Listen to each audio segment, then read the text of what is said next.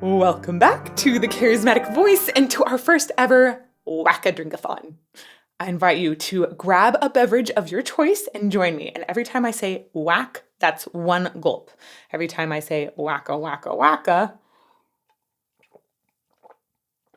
that's going to be 3 gulps. To assist us in this wicked game, I've chosen one of the most comedic musical duos of all time, Tenacious D. But I haven't heard the original, so we're going to start with Chris Isaak's original, and then we're going to go to Tenacious D's cover. It's going to be a wacky journey. Let's get to it.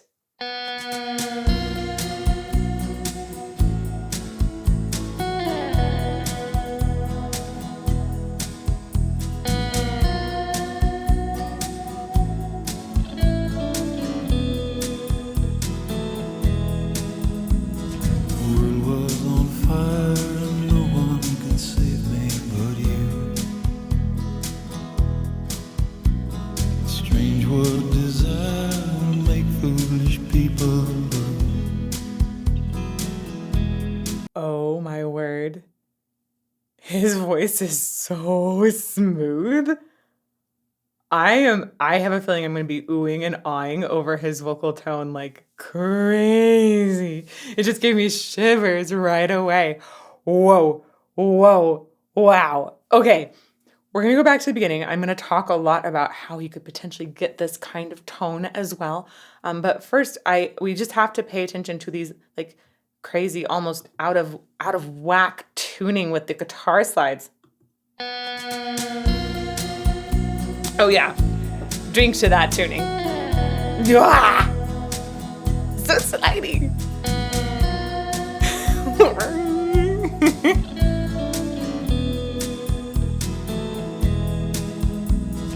World was on fire and no one could save me but you.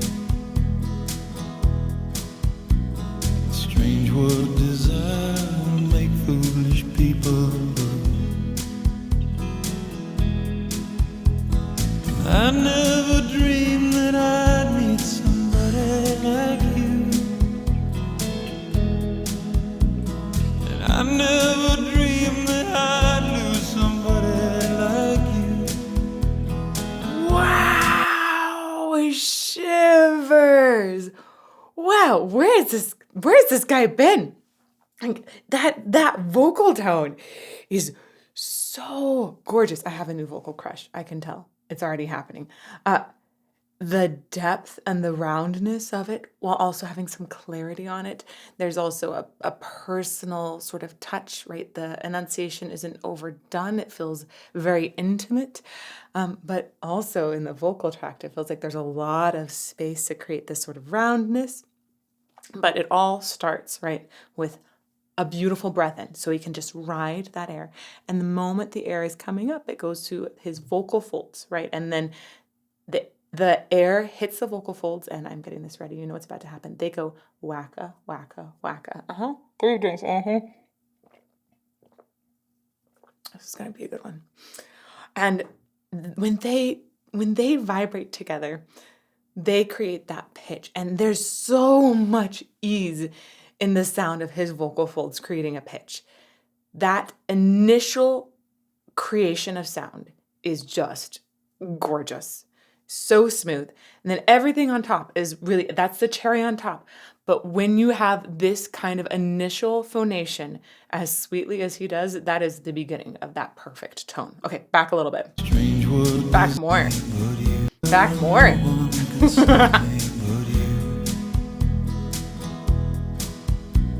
Strange world desire to make foolish people.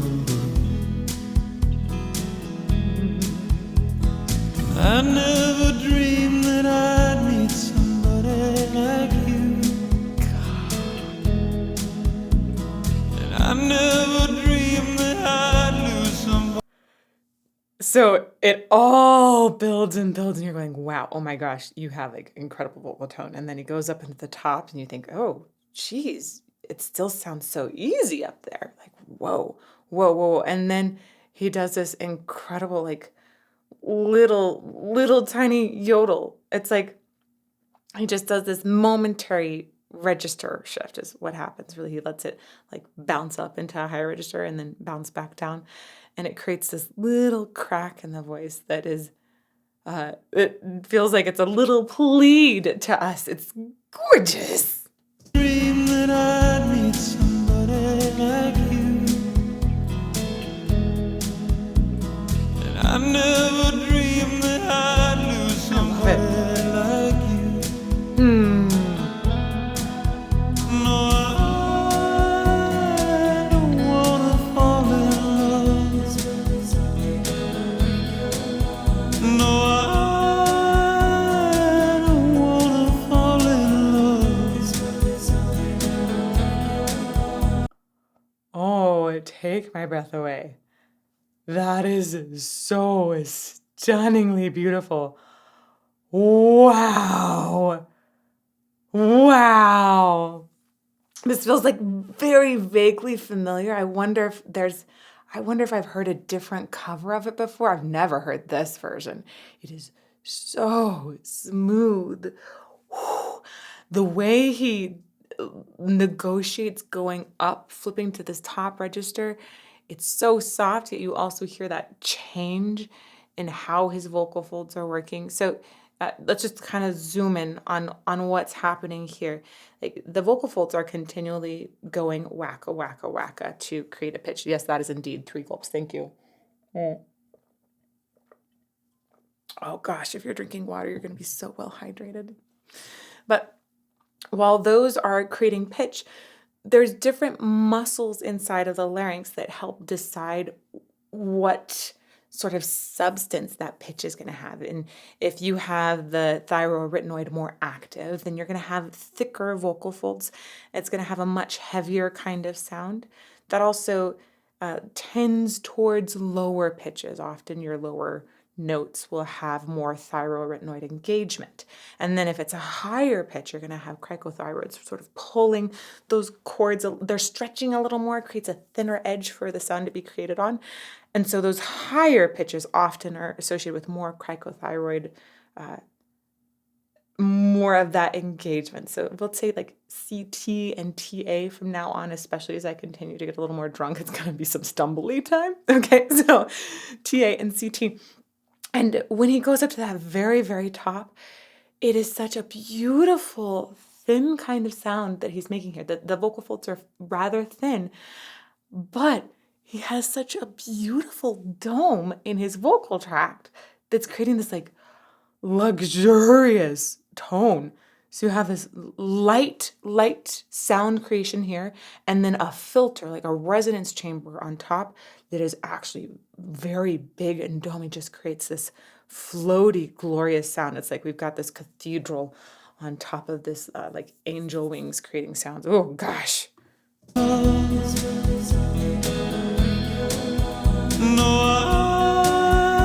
that yodel.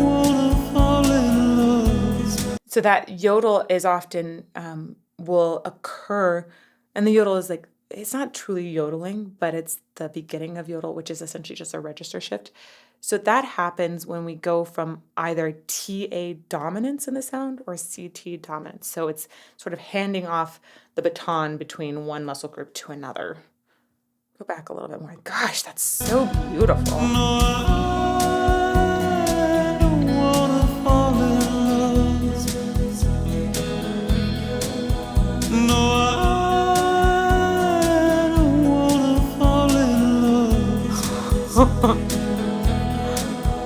With you,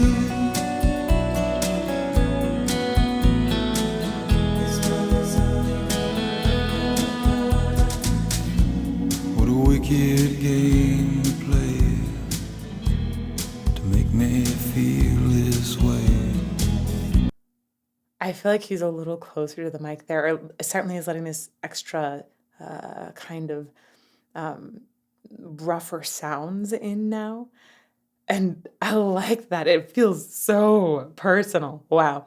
Also, there's our name, Wicked Game, not Wicked Games. I think I thought for a while that this was Wicked Games. Wicked Game. And I understand more now that this is just straight up love song. This is a sappy rock song. And it's so sappy. It almost feels like it's not even rock anymore sometimes. There's a piece of me that's going, wait, this is classified as rock? What happens? Sometimes I get confused about what actually is rock and what is not rock. If y'all want to explain to me, I'd be very happy because my understanding certainly is out of whack. What a wicked game to play to make me feel this way.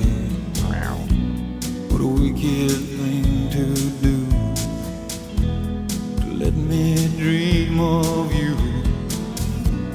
What a wicked thing to say. You never felt this way. Wait a second. I swear I heard some Elvis in there. Okay. I'm sorry, y'all.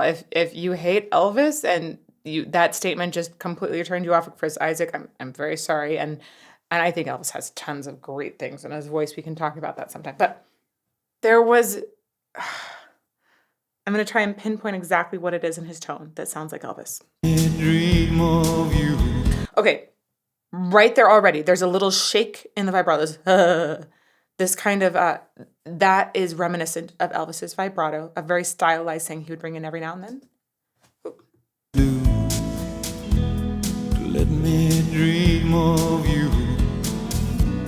What a wicked thing to say. Is it just me, or did he even like have a little more on one side of his lips? Has he got that sort of like asymmetry going on? Maybe. What a wicked thing to say. And it's the accent too. Felt this way. The accent and the way he's leaning into actually that difference in the vocal fold thickness or thinness there is very similar to how Elvis leans into that sound. Both of them actually have an incredible depth in the sound that's available combined with clarity. Wow. Thing to say. You never felt this way. What a wicked thing to do. Oh my God. To make me dream of you, and a wicked thing to do. That little vocal crack there, that also reminds me of Elvis. Oh my goodness, I bet you he's influenced by Elvis. Must be, but totally different kind of setting. Oh my gosh. Oh wow. Okay, I just had to say, I thought this was going to be a heavier, more rock-like song. And this is just like blowing my mind. Because instead I feel like we've got this sort of soft, sappy Elvis. And now I'm also wondering how in the world Tenacious D have turned this song around and made it even more wacky. Let's keep going. Wicked thing to say. You never felt this way. What a wicked thing to do. I love that part. Make me dream of you, and I wanna fall in love. Oh my gosh. Okay. He just did something that is so incredibly delicious to people who really love voice signs. And that has to do, so he did the little sort of vocal flip over into that falsetto there. And then he came back down and he actually re-entered into this head voice. And just so you know, sometimes when we're talking about registers, different people with different backgrounds, they'll have different terminology. But I'm going to break it down just by talking about what muscle groups are more dominant when those vocal folds are going wacka-wacka-wacka. And I am still very much coherent enough. And in fact, even if I was totally drunk, I could still explain this because it's one of my favorite things to talk about. So when he flips over to that top area, he's actually going into what I will call falsetto. So a lot of classical singers will call this part of the voice falsetto. Sometimes people will say it's like first, second, third register, which is awesome. I love actually referring to registers by different numbers. Some people, if they're from a more contemporary background, will just call this head voice, but I will often like to edge more towards falsetto here. So falsetto is where just the CTs are active. It actually drops all TA engagement. So the muscle that's on either side of the vocal folds that's been pushing them in to go wacka-wacka-wacka like this with a little more thickness, that muscle is actually dropped from engagement. Oh, beer burp. Oh my gosh. On camera. Oh, God forbid. Uh-oh. There's another one. Hopefully it doesn't come out mid-sentence. And then, so as he's going down, first he goes into total CT engagement, and the TAs are completely gone. As he's going down, the TAs re-engage, they mix in. And this goes into like what some classic people will call head voice. Sometimes we'll call that mixed as well, because that can make a little more sense of thinking, oh, I'm going to bring in a little more TA engagement. He does it so smoothly that it's almost impossible to recognize unless you really know what to listen for. I'm going to go over this a bunch of times and talk about where exactly it happens. So that's a falsetto. And right when he goes into wanna, there's a little leaning into the sound. That's right where that engagement of more TA happens. But the first one when he flips up, just CTs. Do you hear how the tone becomes just a little bit stronger, just a little bit more focused right there? Oh,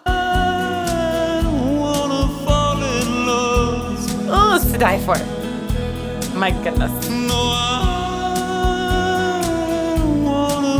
Same thing. Oh my gosh. That is such beautiful control of that registration. That is one of the most difficult things to control, especially for male singers that continually go over that break. A lot of times you hear just these massive cracks when people try to control that particular part of the voice. That is totally incredible. Woo! Okay.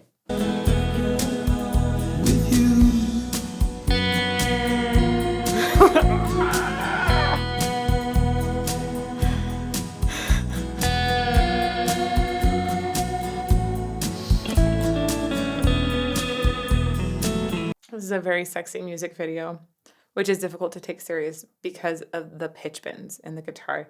They give me the heebie-jeebies. They make my skin like just, or my skin, my hairs just stand up on end whenever I hear that kind of pitch slide. It makes me feel totally out of whack.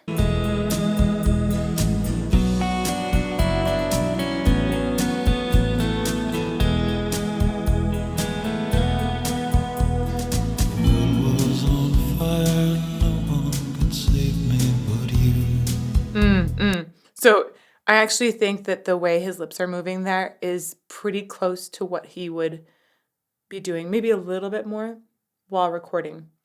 He has actually very little lip movement that I can detect. And instead what we're getting is just a ton of marination of the sound back in here. It's, again, perfect, pristine, gorgeous, easy phonation. Phonation is when the vocal folds go wacka, wacka, wacka, the moment that the air hits them. Yes, 1, 2, 3. Woof! And then the moment that phonation has occurred, you have this entire resonance chamber on top, right? So oh my goodness, so many beer burps. Wow. Maybe I should have done wine. No, that would have been way too much. So once that phonation occurs, this resonance chamber is just, that is where so much marination of the sound is occurring. It's going ping, ping, ping, ping, ping, lighting up all of these different parts of his natural anatomy. And he's probably even increasing the size in different ways. There are ways that if you feel like you're yawning, you feel your soft palate go up a little bit. That actually increases the size of your resonance chamber. There are various reasons why you would do that and not do that, FYI. His sound has more of that kind of yawn and that dome inside of it. And if he were to make a much more powerful sound right here, like have a lot more breath pressure underneath it, the kind of dome that he has right now could very easily become an operatic kind of dome. Okay, let's keep going. Was on fire, no one can save me but you.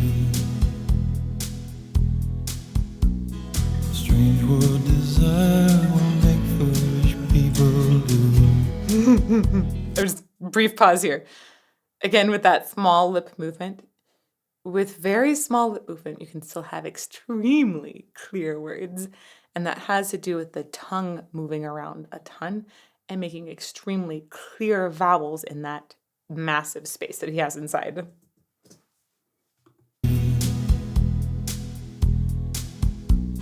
Strange what desire will make foolish people do. I never dreamed that I'd love somebody like you. I just gotta say, is the eye, the little slide on the eye, it's so vulnerable and so freaking sappy. I love it. I never dreamed that I'd love somebody. That part, the eye, it also goes a little bit sharp right before, which, I mean, let's just have a separate cheers. Can we cheers to the moments when vocalists go sharp or flat deliberately for expression? Let us not be perfect in our pitch. Let us be expressive in our pitch. Okay. I loved that moment. One more time. I never dreamed that I'd love somebody like you. I never dreamed that I'd lose somebody like you. So between those two parts, he just essentially switched to a different register, one that had more TA engagement in the second register, which is why we got that variation between the two eyed parts. I love it. Okay, back one more time because it's so sweet. I love that moment so much. I never dreamed that I'd love somebody like you. I never dreamed that I'd lose somebody like you. No, I don't wanna fall in love. Droll. No, I don't wanna fall in love. Way to bring us that sexual tension, man. Those lips so close together. Wow. Wow. Okay, I can say that because I'm starting to get tipsy, right? This is okay now. I wanna fall in love with you.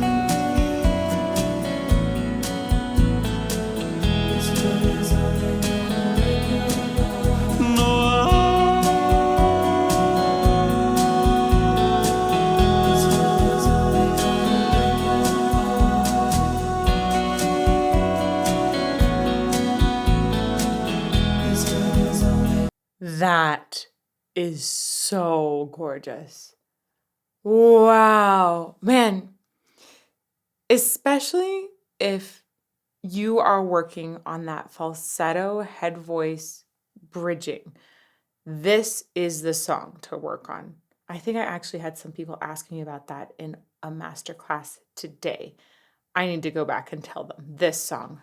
This is so great for working on a quiet approach that is able to negotiate both falsetto and head voice. And even at one point, I heard some chest voice entering in there. It's beautiful, beautiful work for different registers. That extended, soft falsetto, breathless. And one of the reasons I think it's so incredible is because falsetto, that register that's just lots of CT engagement, that register actually lets a lot more air come through it. So it's harder to hold a note for a long time. When you have a note that has a lot more compression, when you're really bringing those folds more fully together, then you are more likely to be able to hold a note for a super long time. So just blasting out a big note for a long time is easier than holding out a soft, very airy note. That takes so much control. It's crazy, crazy, crazy. I'm going to go back. There was another thing I caught in here that I was really surprised by. So we'll hop back here. Oh, there's that moment. Wow. With you.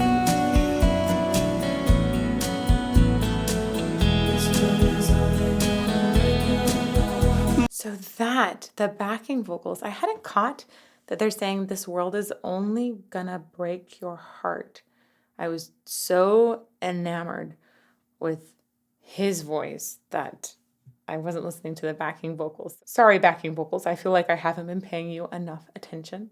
So when they're saying this world is only going to break your heart, he's been saying you, and he's been really direct towards a single person or a single entity. And then the backing vocals say this world. And it broadens that idea of what a person is falling in love with that's going to break their heart with. It's like, oh, well, you could fall in love with the beauty of monsoons in the desert, but then all of a sudden it's really, really dry and brown everywhere. Am I speaking from experience? I think I am. Cheers to rainy days in the deserts. I miss you. Monsoon season, please come back. So that being said, I like the way that these lyrics essentially expand the perspective. All of a sudden, it isn't just about some love object. It's about something greater in the world. And it says there are so many different things that you could fall in love with that would potentially break your heart. Or maybe you'll fall in love with something that doesn't break your heart. Just saying, that happens. That really does happen. And it's pretty freaking wonderful. I'm going to go back one more time, and then we're going to still stay here through this incredible moment where his vocal folds go wacka-wacka-wacka over and over and over and over while he holds at that long note. With you.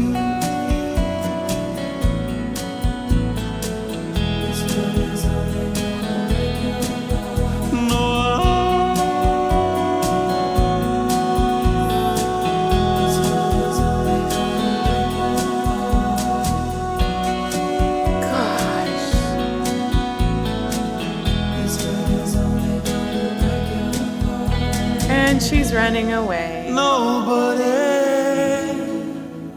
loves no one. What? No, I don't agree with that. Oh gosh, I have a beer bubble. Ugh. Nobody loves no one. That's not true. I love you all, but I love my husband and my child, and I know that they love me, and that's very clear. Nope, lies. I call it lies. Next one. Y'all, this is a good moment to get a refill, by the way, because you might be running low, as I am. Side note, this is not sponsored, but I really like Kilt Lifter beer. Kilt Lifter beer. This is gonna be good. Oh God. I can immediately tell from seeing these two gentlemen just running through the waves in their undergarments. This is gonna be good. Let's get to it. Lead tuning.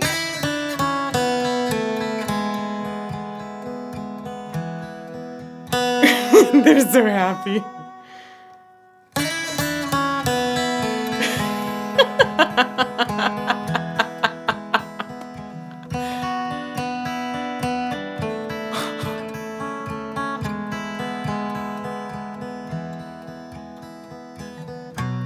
What a wicked game to play to make me feel this way. What a wicked thing to do to let me dream of you. Okay, immediately, I just have to say, one of the things I love about Jack Black's voice is the way he's so clear with his words. But he delivers his words in a way that doesn't make you necessarily want to get really close to him for the words, right? So when we were listening to Chris Isaak before, like his delivery of enunciation made you feel like his lips had to be right beside your ear to deliver this. Jack Black is somebody you can understand from anywhere in the room. This is really incredible, and it's one of the reasons why Tenacious D actually is so amazing, because his enunciation is always so good. You never miss a line. I'm going to go back a little bit. Can you just give a little moment of appreciation to how good his enunciation is?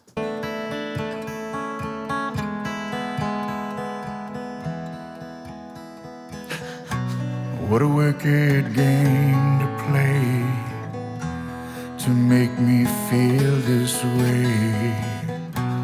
What a wicked thing to do to let me dream of you. What a wicked thing to say. You never felt this way. What a wicked thing to do to make me dream of you. Heyo. Okay, first, he's doing the flip just perfectly. So, mini applause. Yes, you made your folds go wacka-wacka-wacka in the same fashion.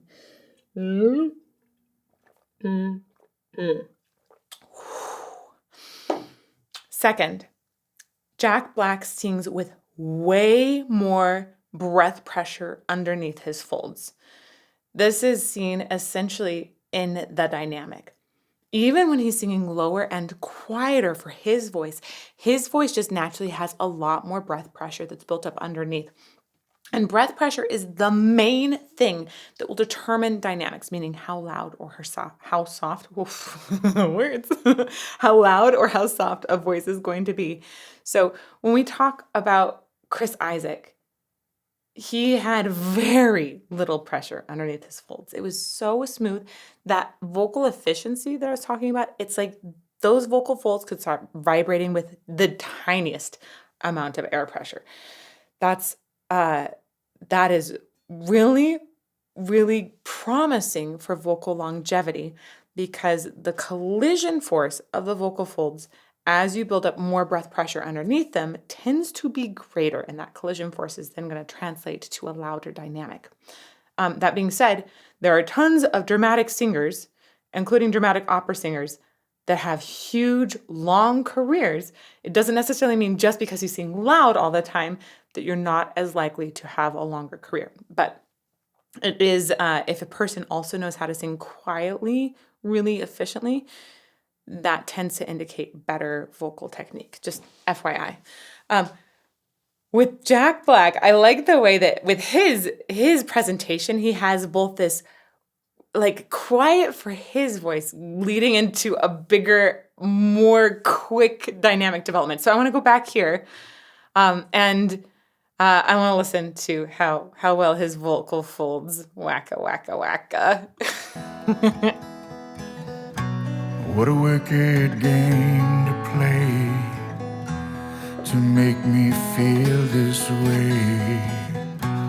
What a wicked thing to do to let me dream of you. What a wicked thing to say. So right there, as he transfers into that higher pitch range, I like the way that there's this slight sound of like, it almost sounds like a little bit of restraint. And that actually is a really good sign. Ooh, oh my gosh, I have such a big burp underneath me right now. Ooh, oh my gosh. Now, if I'd been gutsy, I would have made that really, really loud for y'all, but I wasn't willing to do that on camera just yet. Maybe give me another one, like 3 beers in, and we'd get there.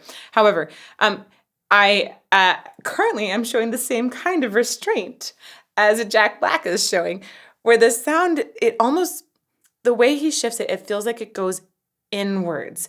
And when you feel that as you're going up in pitch, if you feel that sound go inward, not like become more throaty or more full back here, but there's a sort of redirection, that can be a sign that the breath pressure inside actually is helping you. It's almost assisting like an SOVT exercise, semi-occluded vocal tract exercise. And as it sort of gives this reverse pressure that aids in phonation. It actually, the science is crazy on it, but it like creates this like little pillow of breath pressure on top of your vocal folds, which assists in the Bernoulli effect, which is the same thing when you like blow between two pieces of paper and they come together. That's Bernoulli effect. Okay, way too much information for that break, Elizabeth. Okay, back just a little bit. Right there, that inner feeling. You never felt this They look like they're having so much fun. What do we get thing to do? Yeah. To make me dream of you. And I wanna fall in love. Oh, I love the way you made that transition too. He did the same thing, like flipped up and then very gradually mixed it back in. Brilliant. Oh, that's so good. That's so freaking good. Yes, one more time. What do we get thing to do? Oh, also, I love the way he freaking spreads it on things like thang. And just spreads it is a term that we use sometimes when the sound goes, it feels like it goes that way. It spreads. When we gather it, it feels like it goes this way. And then you can also like give it a lot of height and feels like that way. I know singers use really, really whack terms. But if you sing, you totally understand what I mean. It's like these weird sensations in your face that you have to base all of your singing off of, because a lot of times we're singing in different spaces and they all give us different acoustic feedbacks. And really, ultimately, you just have to figure out what in your body makes the bones inside your face buzz a certain way. It's such a weird instrument, y'all. This way. What do we get thing to do? To make me dream of you. And I wanna fall in love. No, I don't wanna fall in love. You don't want to fall in love, but you with do. You. I'm sorry. I think it's so funny when a singer deliberately leans into a particular language or regionalism in a dialect. And he didn't say with you, but with you, which I don't know if that's actually his natural language dialect. With you. With you. I'm going to be with you. Toss a coin to your witcher.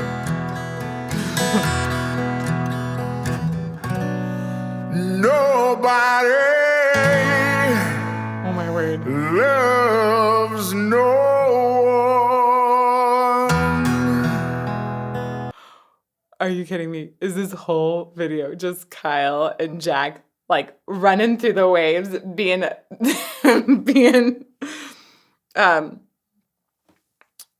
how should I say it? Very body positive men in the waves on a beach, hopefully in California. It kind of looks like a California beach. If that's what this entire video is, I support it. Thank you for being body positive and so dang happy with yourselves. Yes. Nobody. Bye. Loves. How many vowels were in that? Nobody. Body. So I think we had an a, e, and I think we went back to an eh. Yeah, way to make like 3 vowels out of just one. Respect. Nobody loves no one. So sad. What a terrible ending statement. I propose a cheer to loving people, first of all, loving. And next to great vocal technique. And finally, to all y'all who joined me in drinking to every single whack and wacka-wacka-wacka.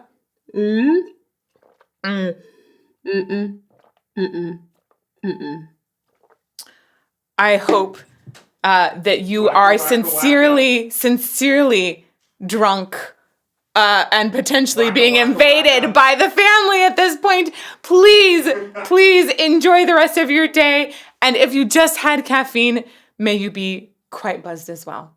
May you fall more in love with music every day. Oh, there's a playlist over here. I don't know what it's gonna be. It might be every time I've ever gotten drunk on camera. Love you guys. Mwah.